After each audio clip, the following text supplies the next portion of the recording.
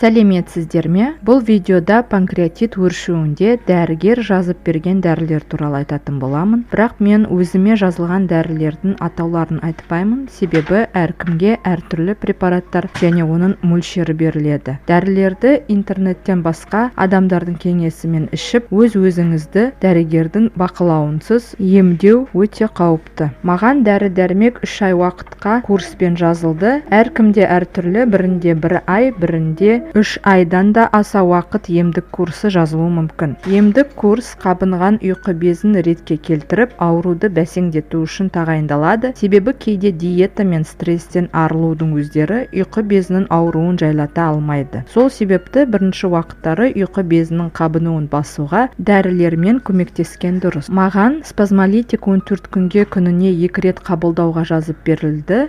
Бұл препарат ішектегі спазмды, ішкі органдардағы қабынуды басуға көмектеседі. Келесісі жазылғаны бұл ферменттер. Фермент түрлері көп, бірақ олар құрамы жағынан бірдей, тек кейбірі күштірек, басқасы орташа әсерін береді. Құрамында барлығында панкреатин бар. Панкреатин бұл шошқа не сиырдың ұйқы безі құрамынан алынатын экстракт. Себебі олардың панкреатині адамдыкіне ұқсас. Қайсысын ішу керектігі негізінен бәрібір, тек дәрігер дозировкасын жазып беру керек. Ферментті мен шамамен 2 ай күніне 3 рет ішіп, содан соң 10 күн күніне 2 рет, содан кейін қалған 10 күн 1 реттен ішіп жүріп тастадым. Кейде ас қорытылмағаны программадан көрінсе, не тамақтан жағымсыз сезім туындаса, мен ферменттерді 1 ай уақыт ішіп тұрамын. Және келесі табиғи дәрмек, бұл өтті айдататын препарат. Менде холецистит, өтімде кішкене тастар бар. Соған 3 айға құрамында урсодизоксихолды қышқылы бар дәріні жазып берді. Оны күніне 3 рет қабылдап жүрдім. Диета, стресстен арылудың өздері көмектеспей жатса, дәрігерге қаралыңыз, өзіңіз дәрі алып ішпеңіз, интернеттен қарап, не таныстарым айтты деп